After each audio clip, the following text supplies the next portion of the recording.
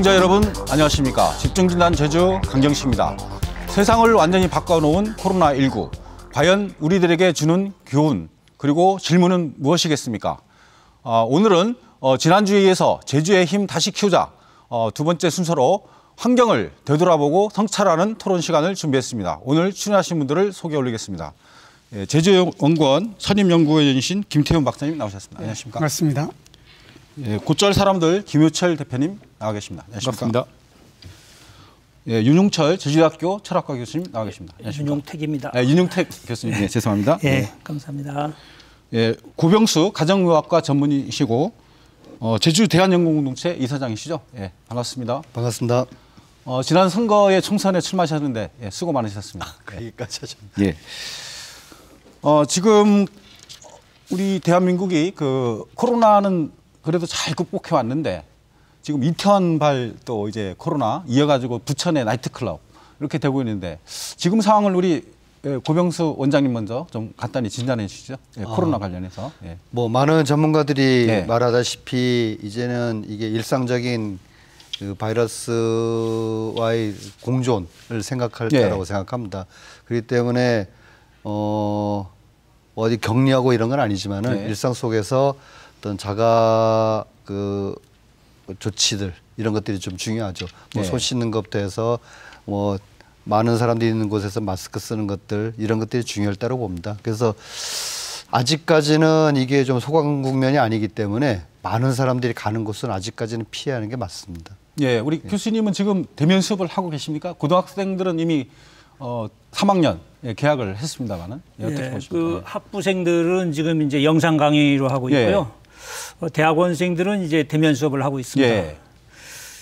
그 눈에 보이지 않는 그 바이러스가 우리의 어떤 정치, 경제, 사회, 문화, 교육 또 심지어는 이제 예술까지 우리 사회 전반을 이제 뒤흔들어 놓고 있는데 사실 이게 우리 모두가 다 연결돼 있다. 어느 하나만이 독립되어 있는 게 아니다라는 것을 잘 보여주고 있습니다. 그리고 이제 사실 이걸 경험하면서 미세먼지도 없어지고 그렇죠. 이제 소비와 이제 이게 줄어들면서 폐기물도 좀 줄어들었다고 그럽니다. 그래서 어찌 보면 이제 좀 긍정적인 그런 부분들도 있지 않았나 그런 생각을 하고요. 이번을 계기로 해가지고 진짜 우리 그 삶에서 우선순위가 뭘까, 뭐가 중요한가, 또 우리 사회가 앞으로 어떻게 나아가야 될 것인가 이걸 심각하게 반성하고 고민하는 그런 계기가 되었으면 합니다. 우리 박사님 사실 저희들도 14번째 이태원 방문자가 확진되면서 상당히 긴장을 했는데 제주 방역 상황 한번 좀 진단해 주시죠.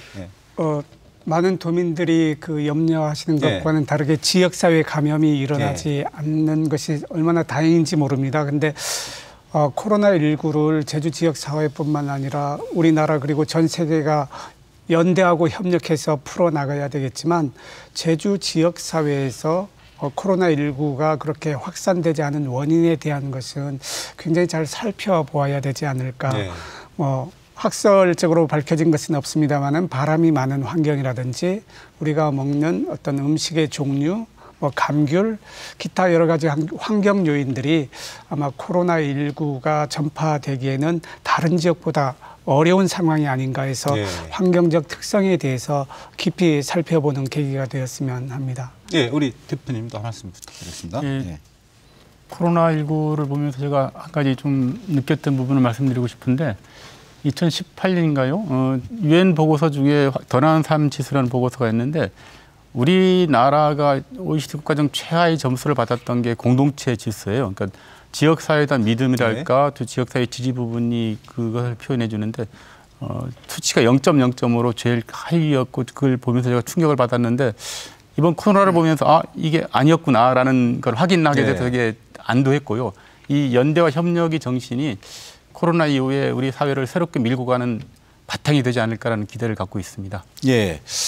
그 우리나라가 지금 코로나 관련해서 모범 국가로 돼서 어젠가요? 우리 대통령께서 이제 WHO 총회에서 이제 기조연설까지 했는데 한국의 어떤 위상도 많이 높아졌습니다. 예. 그런 부분 관련해서 한 말씀 부탁드리겠습니다. 교수님 먼저. 예. 글쎄 아까 우리 김태현 박사님도 말씀하셨지만은 우리나라의 어떤 자연, 특히 이제 제주의 자연이라고 하는 게 상당히 다른 지역보다 이제 탁월하다 이런 얘기를 하긴 합니다. 그러나 여기에 만족해서는 안 될 것 같습니다. 사실 이번 그 코로나라고 하는 거에 난개발로 인해 가지고 많은 서식지들이 파괴되면서 그 서식지가 파괴되면 그 생명체들은 다시 인간들이 사는 곳 가까이까지 이제 접근을 하거든요. 그러다 보면 이제 이번 코로나만이 아니고 앞으로도 더 많은 더 그 심각한 질병들도 저는 얼마든지 있으리라고 생각을 하거든요. 그래서 이제 환경을 지키는 게 참 중요하다. 보통 환경이 밥 먹여주냐 이런 얘기를 하는데 저는 늘 그렇습니다. 물론 밥만 먹여주는 게 아니고 우리의 삶의 질을 높여주는 것이기 때문에 아주 잘 보존된 환경은 우리의 어떤 우리 안전을 지켜주는 무기이면서 또 우리의 어떤 삶을 더 나아지게 하는 강력한 자산이다. 이런 얘기를 하고 싶습니다. 예, 우리 박사님은 어떻게 보십니까? 우리나라의 어떤 코로나 대응, 그다음에 높아진 위상 관련해서 좀 이야기가 많이 세계적으로 되고 있는데요. 저희가 유럽하고 미국을 선진국 모델로 이렇게 추종하는 그런 삶이었습니다. 그런데 개인주의 사회가 갖는 한계를 여전히 보았고요. 그리고 중국 사회주의가 갖는 한계도 많이 느꼈습니다. 물론 우리나라 사회가 연대와 협력을 통해서 잘 헤쳐나가긴 했지만 시스템이 구축되지 않으면 안 된다. 예를 들면 질병관리본부가 굉장히 제대로 온 역할을 했고 지자체하고 보건소 그다음에 중심병원입니까? 지정병원들의 역할이 굉장히 잘 분담됐고 검체 확인이라든지 이러한 시스템 전체가 뒷받침된 사회여야 되고 그러한 것을 바탕으로 연대와 협력이 함께 이루어져야만 이러한 문제를 헤쳐나갈 수 있다고 보아집니다. 방역체계 문제가 이미 검증됐다고 보고요. 또 거기를 뒷받침하는 공동체 의식도 대단히 높다는 게 이번에 드러나서 안도하면서도 한편으로 불안한 부분은 여러 말씀하셨지만 우리 한국 사회의 현실을 진단해 보면 환경의 문제든 아니면 경제 생태계의 문제든 대단히 불안하다. 오히려 이것을 제대로 더 확보해내지 못한다면 앞으로 이 문제는 코로나 문제가 아니라 다른 문제로 더 지속 가능하지 못할 상황이 있다는 생각을 들고 있고 이런 부분을 지금 시기에 철저히 대비해야 된다는 생각을 하고 있습니다. 우리 고병수 원장님 전문의로서 우리 대한민국의 방역, 위상 이런 부분들 한번 총평해 주시죠. 코로나 문제가 발생했을 때부터 그때 3월 초에 대구를 가려고 했던 사람이고 계속 지켜봤습니다. 지켜봤는데 저는 좋은 점수를 줄 수는 없겠더라고요. 일단은 정치적 결단이나 이런 것들에 대해서 지금 방역 체계가 잘 돼 있는 건 맞습니다. 맞는데 이런 감염병 사태가 왔을 때 세 가지 측면을 봐야 됩니다. 첫 번째는 예방, 두 번째는 적절 대응, 세 번째는 후속 조치, 경제적인 측면 지난 시간에 집중 진단에서 다뤘지 않습니까? 이 세 가지 측면에서 봤을 때 두 번째는 메르스 사태 이후에 우리가 학습된 효과 때문에 적절히 대응했고 정치적 결단을 잘 내렸다고 봅니다. 그런데 첫 번째 예방 측면을 우리가 어떻게 준비할 것인가는 낙제 점수일 수밖에 없고 그 후속 조치에 대해서도 아직은 준비가 안 됐다고 봅니다. 그런 생각을 하게 돼요. 코로나가 우리에게 주는 교훈, 질문, 이런 부분들을 좀 총괄적으로 좀 한 말씀 해주시죠. 우리 박사님 먼저.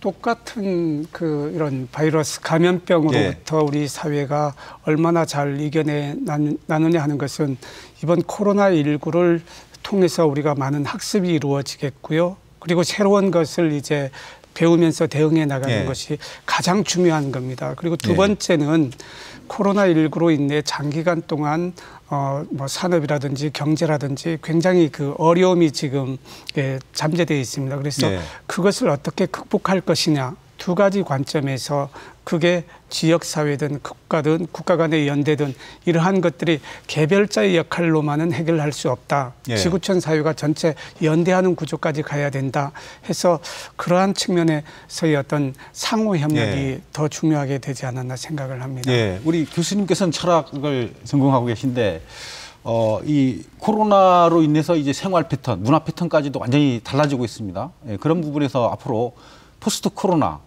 어떤 우리 그 인류의 그 마인드 변화 아니면 성찰 이런 게 필요하다고 보십니까? 예. 글쎄 이 생명과학과 관련된 얘기인데 이런 어떤 우리가 예상치 못한 질병들이 이제 앞으로 많이 쏟아져 나올 겁니다. 근데 우리가 보통 이제 안전 문제를 이제 핵을 많이 얘기하거든요. 예. 사실 오늘까지 이렇게 코로나로 희생된 분이 이제 32만 명이라 그래요. 전 세계적으로. 예. 그 숫자는 사실 어마어마한 숫자입니다. 그렇죠. 예. 일본의 핵폭탄이 떨어져 가지고 히로시마와 나가사키에 이제 희생된 숫자 그리고 또 동북 대지진 때 2011년 그때 이제 이제 방사능 오염과 쓰나미로 해서 희생된 숫자 그 두 개를 합친 것보다 훨씬 더 많은 숫자입니다. 그래가지고 이게 이제 팬데믹이라고 하는 게 얼마나 무서운 건가. 핵이라고 하는 건 떨어지면 사고 나면 그 인근 지역만 피해를 입지만 이 전염병의 문제는 특경이 없습니다. 아무리 우리가 이제 공세하고 막는다 하더라도 핵무기보다도 더 무섭다는 그렇죠. 그런 거죠. 그래서 그런 어떤 위험성을 잘 얘기하고 있지 않은가. 그래서 우리가 이제 각 개인 위생도 그렇고 사회도 그렇고 국가 전 세계가 연대해 가지고 그걸 이제 극복해가는 그런 우리가 고민을 해야 될 것 같습니다. 예, 우리 원장님도 한 말씀 부탁드리겠습니다. 코로나 이후에 과연 우리 인류가 어떻게 고민하고 앞으로 상황을 바꿔 나가야 될 것인지. 제일 우선은 그러니까 인류 차원에서 보면은 환경과 공존할 방법을 새로 찾아야 된다. 이것이 정답인 것 같습니다. 사실 많은 사람들이 환경하고 이번 바이러스 감염병하고 무슨 관계가 있을까 이런 고민을 생각을 많이 하겠지만은 사실 밀접한 관계가 있습니다. 인간이 어떤 자연 환경을 파괴하고 동물들을 대하는 그런 여러 가지 문제들이 생기면서 이 전염병들은 점점 많아지고 있거든요. 그래서 환경과 공존하는 방법, 다른 동물들과 공존하는 방법을 정말 절실하게 고민해야 된다. 이런 숙제를 좀 줬다고 보고 지역으로서는 대한민국과 제주도 같은 경우는 의료 시스템에 대한 고민 사실 잘 돼 있지 않습니다. 대한민국 의료 시스템이 그것과 더불어서 이런 장기화 됐을 때 어떤 대책 매뉴얼, 경제적인 측면부터 해서 여러 가지 이런 것들이 좀 탄탄하게 만들어져야 된다는 숙제를 남겼다고 봅니다. 우리 김유철 대표님도 한 말씀 부탁드리겠습니다. 생태적으로 지금 어느 순간 유례없는 재앙이 닥쳤다 하더라도 그게 이상하지 않을 거란 얘기를 이미 해왔죠. 그만큼 지구 환경은 위험 수준에 되어 있었고 그 중에 하나 터진 게 저는 코로나라고 보고 있고요. 이걸 계기로 전 지구인들이 사고의 전환이 저는 분명히 있어야 된다고 봅니다.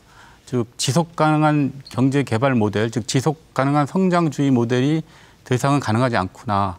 즉 경제 규모를 높이는 것 자체가 인간의 행복을 보장하지는 않고 있구나. 이번 사태 볼 때 사람들이 자동차를 팔아서 먹는 거에 대한 관심을 갖는 게 아니잖아요. 결국은 가장 근본적인 어떻게 하면 생존할 것인가에 관심을 갖는 것처럼 진짜 이제는 생태계를 보존함으로써 우리가 어떻게 생존할 것인가에 대한 관점을 갖고 그 경제 환경이든 사회 환경이든 재편하는 쪽으로 중심을 이동해야 되지 않을까 생각을 합니다. 그렇죠. 미국이 세계 최고의 부자 국가인데 또 사망자는 가장 군사력이 많은 못 막는 문제고요. 그럼 좀 더 구체적으로 이제 토론을 좀 진행해 보겠습니다. 이제 코로나19 세계적인 대유행과 또 환경적인 부분에 어떤 관계가 있는지 좀 하나하나 좀 파고 들어보겠습니다. 우리 원장님 먼저 그러면 이게 환경 파괴 또 난개발 또 이런 부분하고 이제 감염병이나 이 전염병하고 어떤 깊은 연관관계가 있습니까? 어떻습니까? 계속 선생님들이 많은 얘기가 있을 테니까 간단히만 말씀드리면은 환경 파괴됐을 때 아까 윤 교수님이 말씀하셨던 것처럼 서식지에 있는 많은 동물들이 인간과 접촉이 많아집니다. 이번 코로나 같은 경우 우리는 새로운 바이러스인 줄 알지만은 사스도 사스 코로나 바이러스고 메르스도 메르스 코로나 바이러스고 이번 코로나19도 마찬가지 신종 코로나 바이러스입니다. 이런 것들이 거의 다 박쥐 매개한 박쥐를 통해서 오는 거거든요. 근데 박쥐들이 왜 우리한테 전염병을 옮깁니까? 그만큼 서식지가 파괴되니까는 민간으로 많이 오게 돼 창고나 이런 습한 데 많이 오게 되고 결국 인간하고 접촉이 많아졌습니다. 단지 그 박쥐를 먹어서 생긴 게 아니고 그걸 다루는 그 업자들을 통해서 옮기긴 하는데 그 서식지 파괴와 그런 전염병의 그러니까 감염병의 그 창궐 할 수 있는 조건들이 점점 많아진다는 이런 관점을 가져야 된다고 봅니다. 저는 이제 모든 생명체 중에 인간도 생명체 중에 한 사람이 한 그 종입니다만은 가장 나약한 종이라고 봐요. 물도 1급수 먹지 않으면 병이 나죠. 공기도 그렇고 또 흙도 또 물도 깨끗한 그 건강한 흙에서 나오지 않은 그 농산물을 먹었을 때 또 치명적인 어떤 질병을 유발합니다. 이처럼 이제 전 세계에서 그야말로 그 건강한 물과 흙과 공기가 유지되고 있는 곳이 어딜까 찾기가 어렵습니다. 미국의 그 뉴욕의 그 부자들이 그런 곳을 찾아서 다 떠났다고 그럽니다. 그래서 제주도가 과연 그럴 만한 곳인가? 우리가 청정 제주를 많이 얘기하고 있습니다만은 많이 부족합니다. 그래서 제주도가 이제 말로만의 어떤 청정 제주가 아닌 진짜 제주의 어떤 자연 환경을 잘 보존하는 것이 가장 제주도가 앞으로 나아가야 될 어떤 그 방향이고 길이 아닌가 그런 거를 이제 일깨워주는 그런 그 사례인 것 같습니다. 우리 김우철 대표님, 먼저. 직접적 환경 문제로 볼 수 있을지 모르지만 아까 서식지 파괴 문제와 함께 이 전염병이 가장 또 영향을 미치는 것은 집단화의 문제거든요. 뭐 농작물도 마찬가지지만 한 작물을 우리가 인간이 욕구 때문에 재배하기 시작하면서 병해충이 그 집중적으로 발생하는 문제가 있는 것이고 전염병도 마찬가지로 집단 거주하는 이번도 뭐 집단 거주하는 뉴욕이든 후안시든 이런 쪽에서 주로 발생하는 것처럼 우리 생태계 자체가 깨져 있다. 집단화는 거는 이제 종다양성이 사라지는 것이고 생태가 깨지는 것이고 그 속에서 건강함도 사라지고 또 그거에 적합한 적응한 생명체나 아니면 바이러스들이 생존하면서 이런 감염병이 생기고 하는 문제여서 이제는 이제 우리가 계속 얘기해왔던 생물종 다양성 보존이든 생태계 보존 자체가 그냥 단순하게 먼 그 환경 보존이 문제가 아니라 우리 생명을 보존하는 가장 기본적 요소라는 부분을 이번 기후를 통해서 많이 좀 인식을 했으면 하겠습니다. 우리 기후 변화하고도 연관이 있습니까? 어떻게 우리 박사님 말씀해 주시죠. 야생 생물하고 말씀드리겠는데요. 인류가 지구상에 등장한 지 한 200만 년 정도 됐는데 바이러스는 한 100억 년 정도 된답니다. 이 바이러스는 숙주가 있어야 이게 기생하면서 살고 전파되고 하거든요. 야생 생물의 숙주를 하게 됩니다. 근데 알고 보면 공업화, 농업혁명 이전에 사람들은 굉장히 많은 야생 생물을 죽였습니다. 순하고 느리고 덩치 큰 것들이 식량이 충분하지 않을 때는 사냥해서 먹느라고 그랬거든요. 이만큼 야생 생물이 사라졌다는 것은 바이러스가 서식할 수 있는 영토를 우리 인간이 빼앗은 거나 마찬가지거든요. 그래서 인간에게 위험이 있고요. 또 한 가지는 많은 사람들이 먹고 사는 문제와 관련해서 가축을 집단 사육하게 됩니다. 돼지도 그렇고 그다음 여러 가지 사육하는 것들이 많지 않습니까? 닭도 그렇고. 그러니까 이런 바이러스가 동물에 숙주할 수 있는 환경이 인간에게 아주 가까이 와 있다는 거죠. 그래서 원래는 가축에만 그 야생 생물에만 있던 것이 인수 공통 전염병이라 해서 야생 생물에 있던 것이 사람에게 오는 그런 환경이 되고 있습니다. 결국 자연환경 파괴는 야생 생물의 감소로 이어지고 그 야생 생물의 감소는 바이러스 서식 영토를 없애기 때문에 인간은 더더욱 그 바이러스에 노출될 수밖에 없는 환경에 처해 있다. 이렇게 말씀드릴 수 있을 것 같습니다. 김 교수님 말씀, 우리는 지금 서식지 파괴를 통해서 그 서식지를 잃어버린 동물들이 인간하고 접촉하게 되는 국면이 많아졌다. 이런 측면을 바라보는데 아까 말씀하신 것처럼 종다양성이 상당히 중요하거든요. 여러 종들이 각기 자기에 적합한 바이러스들이 있는데 죽어버림으로써 다른 동물로 옮겨가게 되고 특정 동물군이 많아지게 되면은 많아진 만큼 더 전염성, 감염되기 수 있는 그런 확률도 높아지고 예. 결국 그게 또 인간으로 오게 예. 되는 그런 관계를 좀 이해해야 될 것 같습니다. 예, 그 예. RNA 바이러스 이 변종이 이제 그 아주 이제 심각하다고 그러는데 전문이시니까 좀 그런 거와 연관시켜서 너무 깊은 내용인데 이게 바이러스하고 우리가 세균을 구분해야 됩니다. 세균은 그 마이토콘드리아도 있고 뭐 골지체니원이 복잡한데 막 또 두 겹으로 막 쌓여 있고 복잡해서 이놈들이 변종을 하려면은 한 20-30년 걸립니다. 그래서 항생제를 개발해도 20-30년 지나야 새로운 항생제를 개발하는 게 의미가 있는데 바이러스는 개발할 수 없는 게 단 1년 안에 몇 개월 안에 변종이 돼버려요. 그러니까 약을 개발해봤자 소용이 없다는 거죠. 왜냐하면은 이 바이러스라는 놈은 복잡하지 않고 DNA나 RNA 같은 염색체가 있고 보자기 같은 그것만 딱 씌워져 아주 단순한 구조입니다.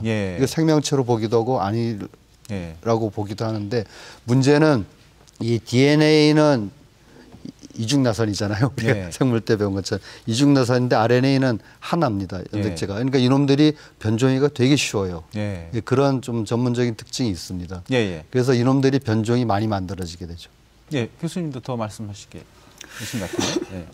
그렇죠. 이제 이 생명체라고 하는 게 다 그물로 연결되어 있는 것이죠. 그리고 그 생명체의 그물, 생명의 그물은 사실 많이 촘촘한데 인간이 어떤 뭐 개발이 됐든 또 내지는 어떤 조작이 됐든 이걸 통해 가지고 그걸 잘못 이제 개입했을 경우에 그로 인한 어떤 피해라고 하는 것은 우리가 예상하기가 힘들 정도로 이렇게 되고 있습니다.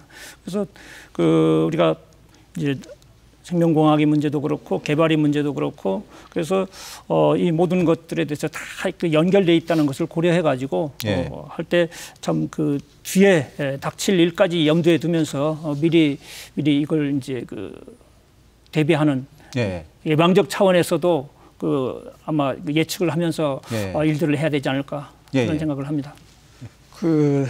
코로나19가 자연환경 파괴, 야생생물 감소 직접적인 원인이긴 한데 우한 코로나를 보면서 위생 문제도 참 중요하다. 그리고 14세기에 흑사병으로 유럽 인구의 3분의 1이 사망을 했는데 그때 당시는 분뇨를 들판에 버리고 이렇게 하던 시절이었거든요. 그래서 저지대가 굉장히 위생상으로 불리했었다.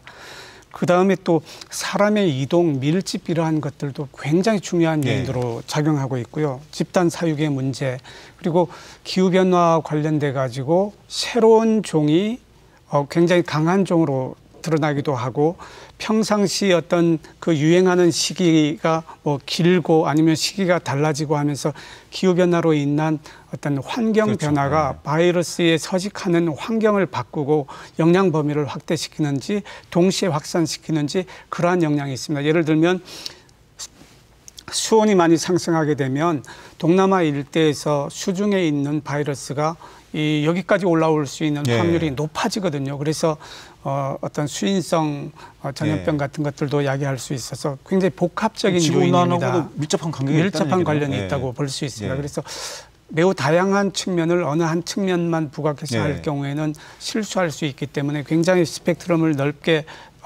펼쳐서 살펴볼 필요가 있다고 생각합니다. 우리 김 대표님도 부충하시겠으면 좋으신 말씀들 많이 하셨는데요.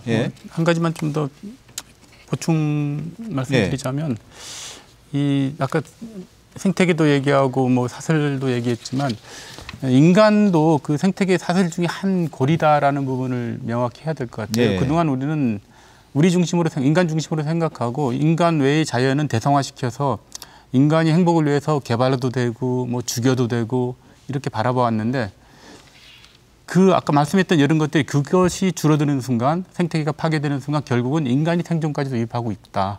인간은 인간 독자적으로 살 수 없다. 인간 중심의 사고를 벗어나서 전체 생태계를 바라보고 생태계를 복원하거나 생태계를 지킴으로써 인간의 생존도 가능하다는 그런 인식 전환이 꼭 필요하다고 생각합니다. 조금만 좀 말씀하시죠. 아직까지도 많은 사람들이 이 환경, 그다음에 바이러스 그다음 인간 이 관계를 잘 이해를 못하시는데 뭐 단적으로 말씀드리면 그렇습니다.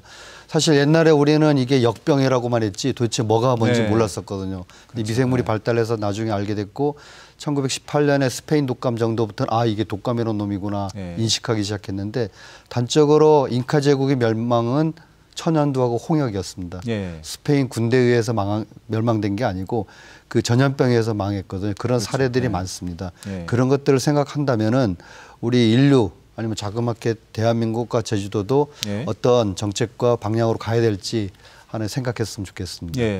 말씀하신 김에 지금 코로나 유행이 지금 우리가 어느 정도 좀 제어는 됐습니다만 이제 또 다시 나타나고 반복된다고 하던데 그런 부분들에 대해서 좀 덧붙여서 말씀해 주시죠. 그 학자들은 좀 짧아지고 있다고 얘기합니다. 그 바이러스 출현 시간이 2002년도에 사스 바이러스 그다음에 2009년도에 신종플루가 있었고 그다음에 2015년도에 우리나라 기준으로 메르스 사태가 있었고 이제 2020년 바로 지금 코로나19를 맞았지 않습니까?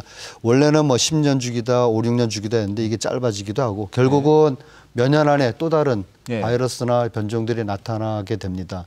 이것에 대한 대비를 분명히 해야 된다고 생각하는 거죠. 그러면 대비 차원에서 한 말씀 해주시죠. 면역력을 강화시킨다거나 우리 도민들을 위해서. 그러니까 그 바이러스가 이제 지구상에서 없어질 수는 없는 겁니다. 인간이 없어지면 없어졌지 바이러스가 먼저 없어질 건 아니기 때문에 우리가 바이러스와 공존할 수밖에 없다고 봅니다. 이번 코로나19에서도 그 보다시피 코로나 걸렸다고 해가지고 다 뭐 심한 증상이 나타나는 건 아니거든요. 거의 한 3분의 1은 부증상이 나타나기도 하고 어떤 사람은 자기가 걸린지도 모르고 지나가고 그래서 그 지금 말씀하신 것처럼 그 우리가 그 좋은 환경에서 건강한 어떤 그 환경을 잘 그 유지하면서 또 개인 위생 철저히 하고 또 더더군다나 이렇게 개인의 어떤 그 면역력을 잘 키우는 것만이 앞으로 다가올 어떤 그 수없이 많은 어떤 이런 질병들에 대한 어떤 대비가 아닌가. 물론 이제 백신도 개발하고 항생제도 개발하고 하긴 해야겠지만 또 그건 그것대로 가고 투트랙으로 가야 되지 않을까 그런 생각을 합니다. 저는 그 어떤 지역적인 문제로 이제 많이 종식됐던 사례가 많았었거든요. 근데 코로나19는 굉장히 세계적으로 전 지구 전체가 앓고 있는 거다. 싱가포르 자체가 초기 방역에 성공했다고 했는데 후차적으로 나타나서 굉장히 어려운 상황이 되죠. 그러니까 의료 선진국 시스템이 잘 돼 있는 나라뿐만 아니라 아프리카의 굉장히 열악한 나라에서도 이게 돼야 된다는 겁니다. 그런 차원에서 인류가 지금까지 구현해 보지 못한 지구촌 사회의 연대와 협력이 없으면 이 코로나로부터 벗어날 수 없다. 그래서 지구촌 사회가 서로 간에 그 연대하고 협력하는 새로운 모델을 창출해내야 된다. 그래야 좀 장기적으로 우리가 해결 대책을 가질 수 있겠다. 이번 계기로 완전히 지구촌 사회라는 걸 우리가 깨닫게 만든 계기가 됐군요.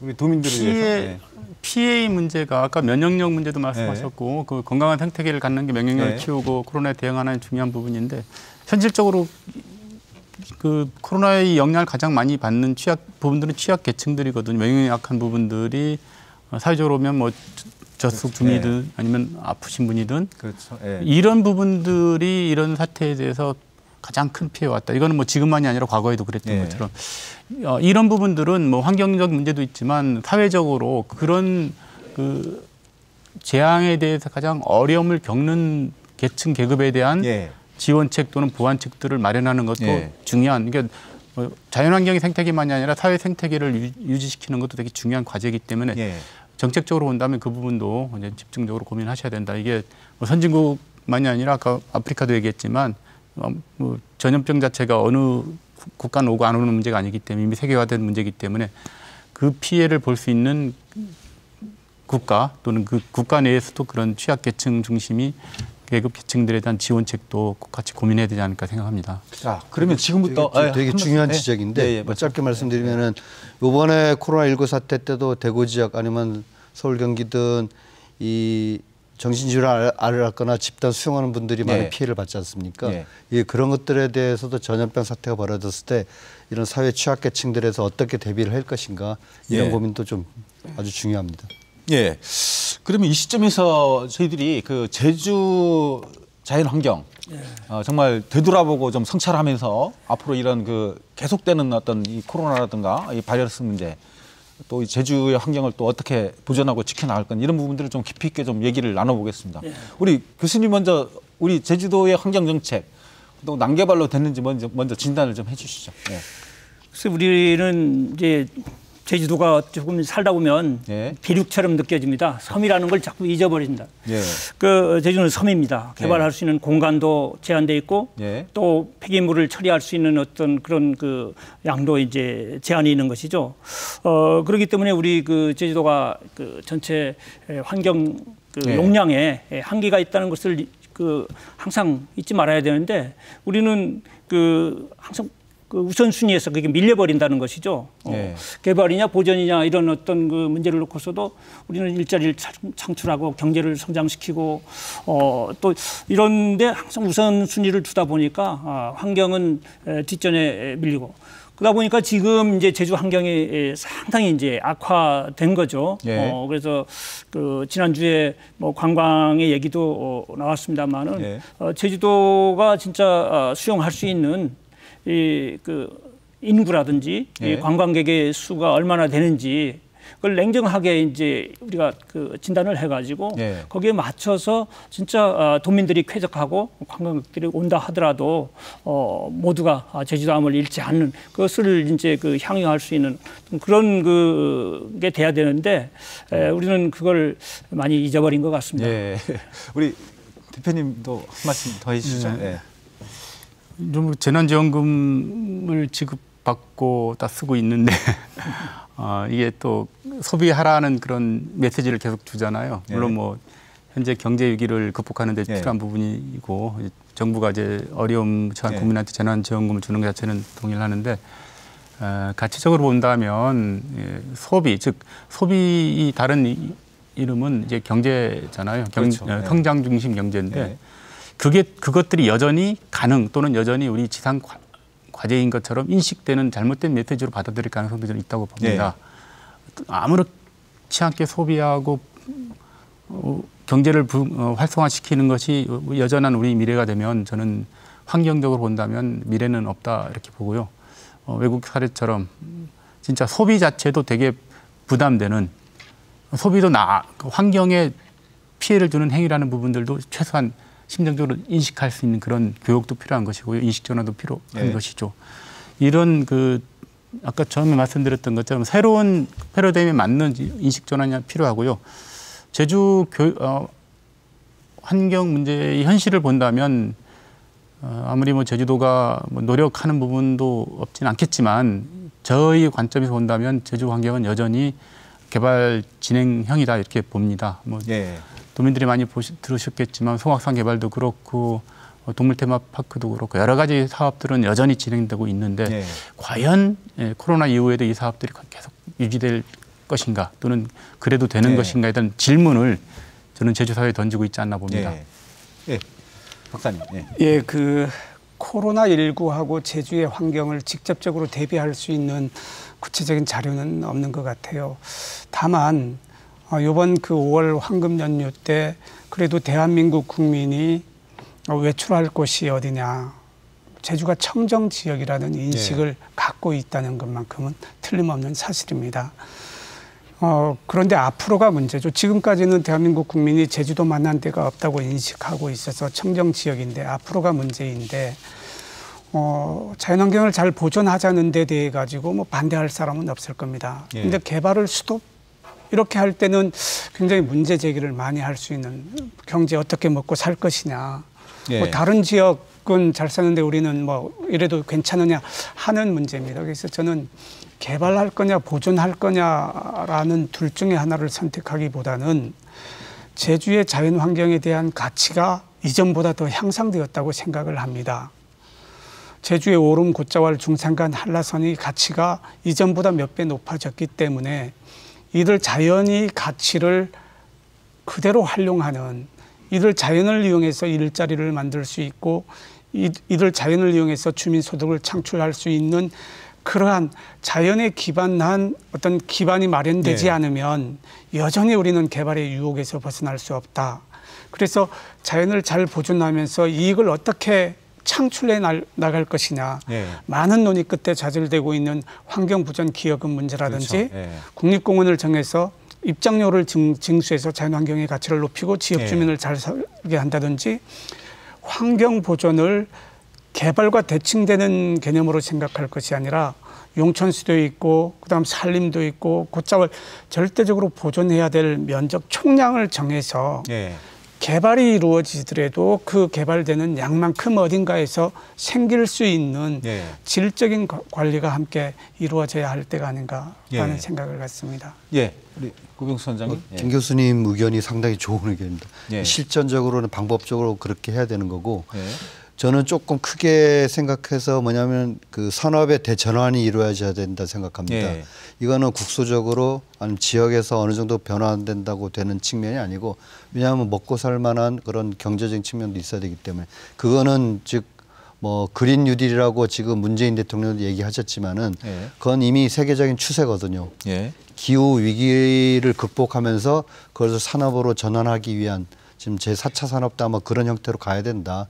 뭐 IT니 AI니 그런 게 4차 산업이 아니고 그린 즉 우리 자연 환경을 보존 더 이상 많이 파괴되지 않도록 하면서 그것과 관련된 산업들을 육성한다. 이게 그린 뉴딜인데 그런 쪽으로 갔을 때만이 아까 김 교수님이 얘기했던 것처럼 우리가 걱정하는 그런 것들이 어느 정도 해결될 것이고 이런 감염병으로부터의 그런 공습도 어느 정도 예방이 되는 그런 두 마리 토끼를 잡는 그런 식이 될 거라고 봅니다. 예, 교수님 우리가 어쨌든 제주도 개발 특별법 또 이어서 국제자유도시 이 특별법 하면서 계속 어떻게 보면 어떤 그 외자 민자 유치 중심이었던 성장 그렇죠. 개발주의 이런 걸로 하면서 이제 난개발이 많이 됐다고 보는데 그런 부분들을 총체적으로 좀 짚어내고 앞으로 대안들 좀 이야기를 좀 해주십시오. 글쎄 그 우리가 그 제주는 아까 섬이라 그랬는데 국제자유도시가 되면서 가장 열린 그 공간으로 됐습니다.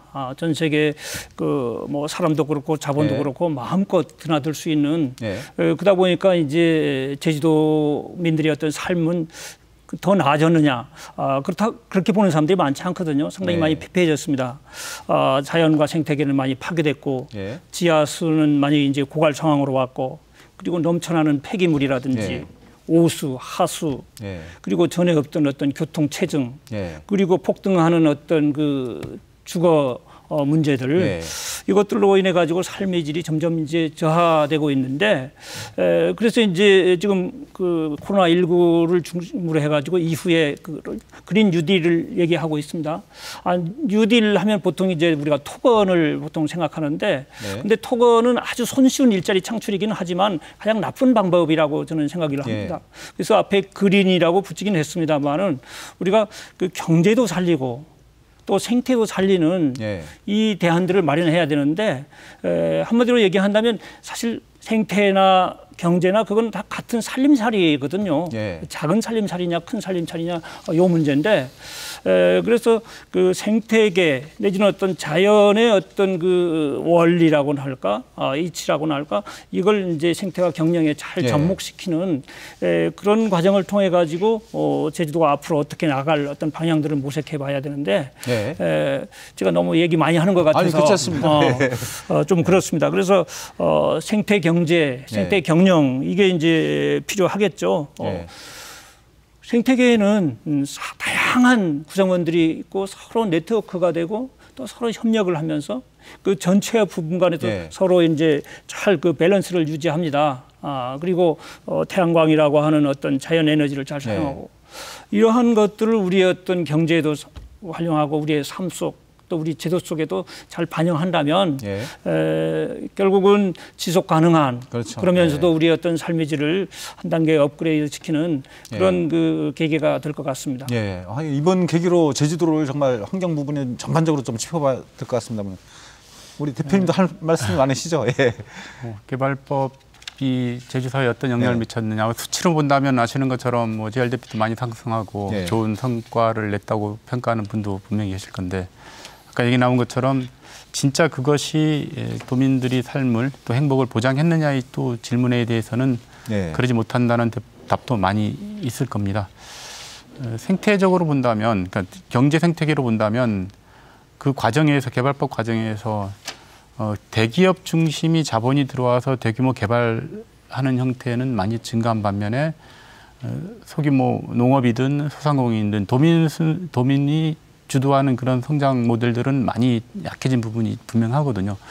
이게 이제 자연 생태계와 마찬가지로 생태계의 편중화된 부분인 겁니다. 그러니까 경제 규모에서 소수가 독점하는 게 크면 클수록 그런 부분은 외풍에 쉽게 흔들릴 수 있다는 것이죠. 지금 아시는 것처럼 큰 자본을, 많은 자본을 들였던 신화역사공원이 네. 거의 이제 큰 경제적 타격을 받았던 거고요. 오히려 작은 규모의 경제 생태계는 금방 회복될 수 있고 자생할 수 있는 그런 규모가 됩니다. 그래서 네. 생태적 자원과 지역 경제 생태계를 연결하는 형태로 이제 뉴딜이 이루어져야 된다고 생각을 하는 거죠. 예, 이제 시간이 그렇게 많지 않아서요. 앞으로 그 도민의 삶도 이렇게 질도 높이고 예. 또 이제 수입도 하면서도 또 환경을 잘 지키면서 지속 가능한 어떤 제주를 만들기 위해서는 코로나 이후에 과연 어떤 그 정책으로 전환이 좀 필요한지 그런 대안들 중심으로 이야기를 좀 나눠보겠습니다. 우리 박사님 먼저 한 말씀 부탁드리겠습니다. 네.